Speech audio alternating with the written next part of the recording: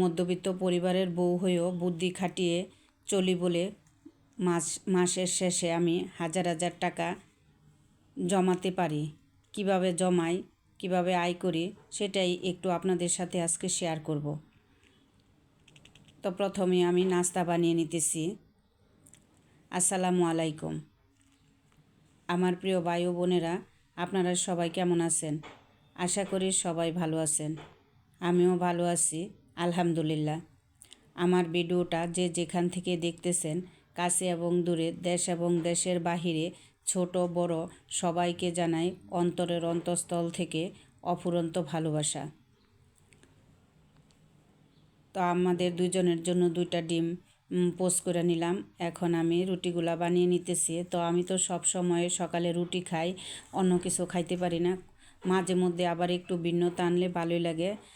তারপরও মানে রুটি আগে খাই, তারপরে আমি যাই খাওয়ার খাই।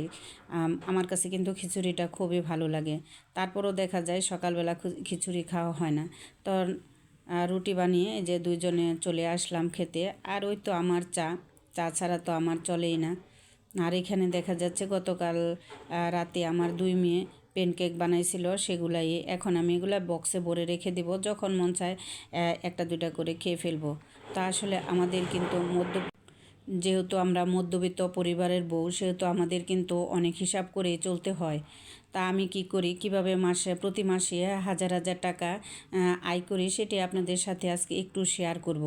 আমি মাসের প্রথমে আমাকে যাই দেয়, যত টাকাই দেয়, সেখান থেকে আমি চিন্তা করি যে আমার তো একটা জামা লাগতেই পারে, আমি একটা জামা বানাইতেই পারি। সেই হিসাব করে আমি জামার টাকাটা মাসের প্রথমেই ব্যাংকে রেখে দিই। ব্যাংকে বলতে ব্যাংক টোপায় রেখে দিই। আমি কিন্তু একটা ব্যাংক টোপা কিনে রাখি সব সময়।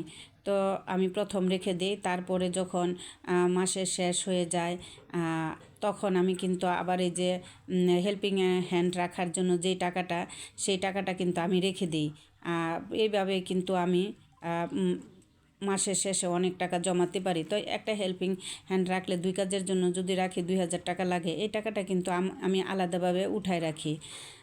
তারপরে দেখা যায় যে বাজার করা লাগে। আর আমি বাজারটা কিভাবে করি, যেমন আদার দিনে যেমন মনে করেন আদাটা আমি ফ্রোজিং করে রাখি, রসুনের দিনে রসুনটা ফ্রোজিং করে রাখি। তো এইভাবে যদি আমি করে রাখি, আদা রসুন গরম মশলা এগুলো যদি আমি বেশি করে এনে রাখি, তা যেমন আদাটা আমি সারা বছরের আইনে রাখা দিছি, আদার খরচটা কিন্তু আমার বাইসা গেছে। তারপরে কি করি, 1 মাসে আবার জামার টাকাটা রাখি না, এই টাকাটা না রাখা আমি 2 কেজি জিরা এনে রাখি। 2 কেজি জিরা আনলে আমার বছরটা চলে যায়। তারপর আবার যখন আদার সময় আসে, রসুনের সময় আসে, রসুনটা আমি একবারে রেখে দিই। আমার বছরে হিসাব করি যে আমার কতটুকু রসুন লাগবে, সেই রসুনটা আমি রেখে দিই, মানে আয়না রেখে দিই। তাহলে তো আমার আর সারা বছর রসুনটা লাগে না। যেমন আদা রসুন জিরা এগুলো যদি হয়ে যায়, তাহলে কিন্তু আমাদের সংসারের অনেকটা টাকা খরচ বাইসা যায়। দেখবেন আপনারা চিন্তা করে যে আমি কথাগুলো যে বলতেছি এইভাবে আসলে চললে কেমন হয়।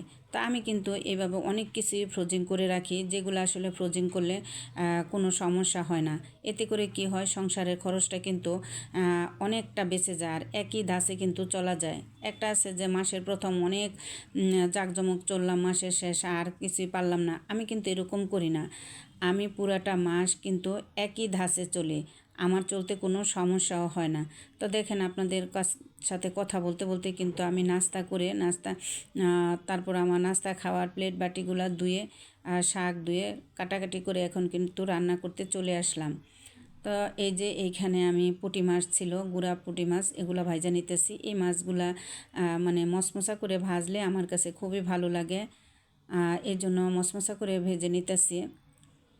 তা আসলে কিন্তু শুধু এটা না, রান্নার ক্ষেত্রেও কিন্তু আমাদের অনেক হিসাব করে চলতে হবে।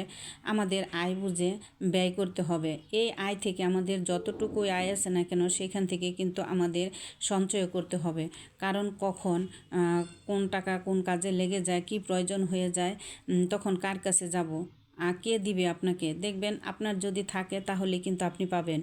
মানুষ কিন্তু দেওয়ার সময় চিন্তা করে সে আমাকে টাকাটা দিতে পারবে কিনা, এইটা চিন্তা করে কিন্তু আপনাকে ঋণটা দিবে।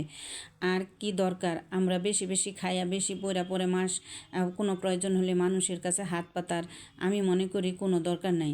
আমার যতটুকু আছে আমি ততটুকু থেকে আয় করে সঞ্চয় করে তারপরে আমি চলবো। সঞ্চয়টা কিন্তু আমাদের খুবই দরকার। বিপদে পড়লে বোঝা যায় যে সঞ্চয় কত দরকার। এজন্য আমাদের সব সময় কিন্তু আমাদের যতটুকু আয় আছে তার থেকে কিছুটা অংশ সঞ্চয় করে তারপরে চলতে হবে।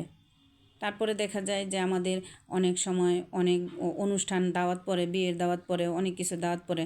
তখন আমি যদি এই সঞ্চয়টা না করি তাহলে আমি সেই দাওয়াতের টাকাটা কোথায় পাবো? তো এই জন্য আমি কিছু টাকা কি করি, ব্যাংক টোপায় রেখে দিই, আর কিছু টাকা আমি বাহিরে রাখি। কারণ এই যে একটা বিয়ের দাওয়াত পড়ে গেলে সেখানে কিন্তু গিফট দিয়ে খাইতে হয়। আর এখন যেই দাম, গিফট দিতে গেলেও কিন্তু 3-4 হাজার টাকা লাগা যায়, প্রতি মাসে পড়ে না।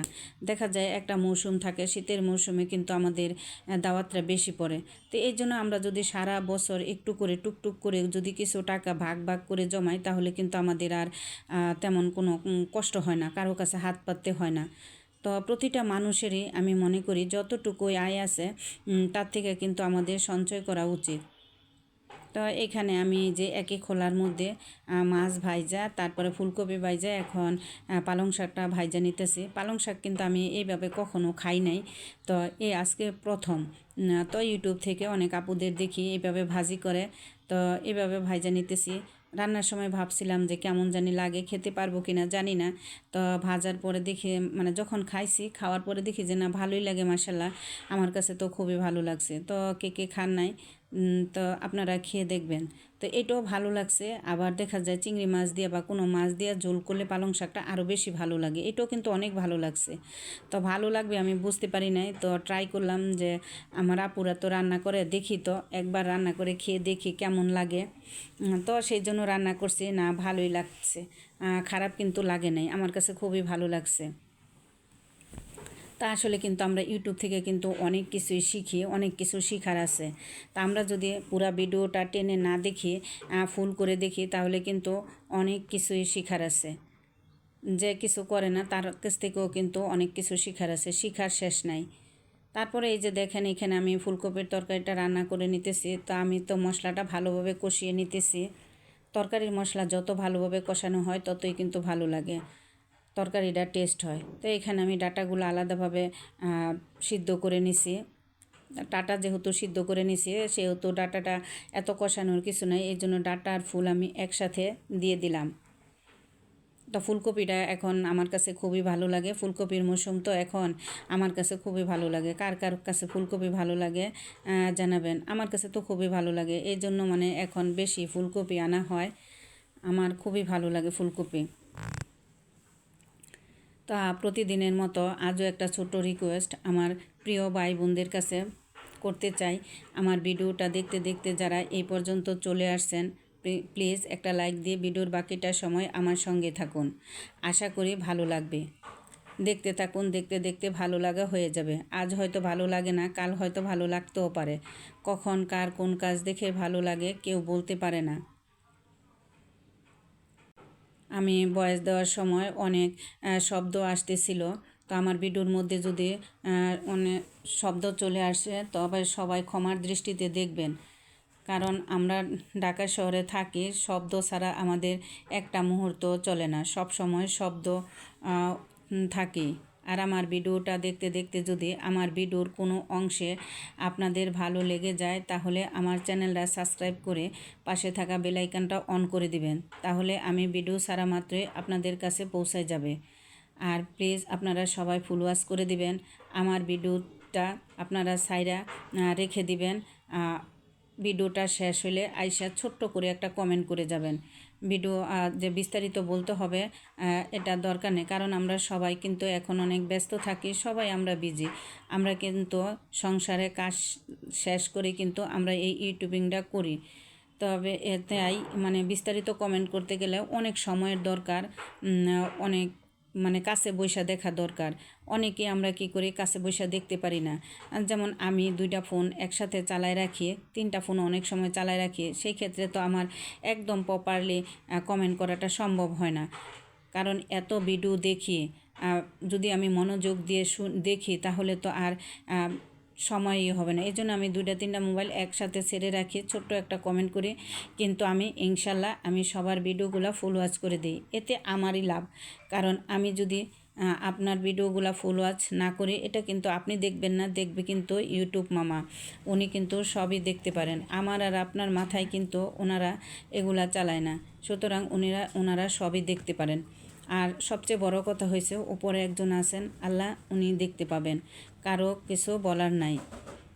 তো তারপরে দেখেন রান্নাবান্না শেষ করে কিন্তু আমি রুটি ফ্রোজেন করে রাখলাম। আর আমি রুটি বেলা দেখাই না, আমি কিন্তু উপরে দাঁড়ায় রুটি বেলতে পারি না, আমি বসে রুটি বেলি, এই জন্য রুটি বেলাটা আর দেখাইলাম না। তো একদিনে যদি আমরা এই ফ্রোজেন করে রুটিটা রাখি, তাহলে কিন্তু আমাদের পরের দিন সকালে অনেক কষ্ট কম হয়। আর সকালবেলা শীতের মধ্যে উঠা নাস্তা বানানোটা কিন্তু অনেক কষ্ট হয়ে যায়, অনেক দেরি হয়ে যায়। তো এভাবেও কিন্তু আমরা কাজের অনেকটা সময় বের করে নিতে পারি। তো আমরা সব মধ্যবিত্ত, আসলে আমাদের কিন্তু অনেক হিসাব করে, অনেক চিন্তা ভাবনা করে আমাদের জীবনটা চালাতে হয়। যদি আমরা চিন্তা ভাবনা না করে, হিসাব না করে চলি, তাহলে কিন্তু আমরা পা পিছলে পড়ে যেতে পারি। তা আসলে সংসার চালাতে গেলে কিন্তু বুদ্ধির প্রয়োজন হয়, বুদ্ধি ছাড়া কিন্তু আমাদের সংসার চালানোটা হবে না। যতই টাকা থাকুক, যদি আমাদের বুদ্ধি না থাকে, তাহলে কিন্তু আমরা বুদ্ধি খাটিয়ে চলতে পারবো না। যেমন নৌকার কিনারায় বসলে একটু ঢেউ আসলে পরে ডুবে যেতে পারি, নদীতে পড়ে ডুবে যেতে পারি, সেরকম কিন্তু আমাদের জীবনটা আমরা যদি একটু হিসাব করে না চলি, বুদ্ধি খাটিয়ে না চলি, তাহলে কিন্তু এই নৌকার মতোই এরকম আমরা একদম পরে পানিতে ডুবে যেতে পারি। কারণ একটা বিপদে পড়লে দেখবেন আপনি কিন্তু কারো কাছে টাকা পাবেন না, কেউ আপনাকে টাকা দিবে না। টাকা এমন একটা জিনিস, যার কাছে যায় তার কথাই বলে।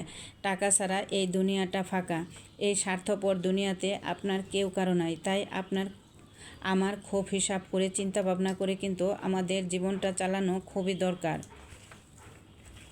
আমরা যদি হিসাব করে বুদ্ধি খাটিয়ে না চলি, তাহলে কিন্তু আমাদের অনেক বিপদ হয়ে যাবে। আমার কথার মধ্যে যদি কোনো ভুল ত্রুটি বেয়াদবি হয়ে থাকে, সবাই ক্ষমার দৃষ্টিতে দেখবেন, কারণ আমি মানুষ মাত্রই ভুল। তা আজকের মতো এখানেই বিদায় নিলাম। আল্লাহ হাফেজ।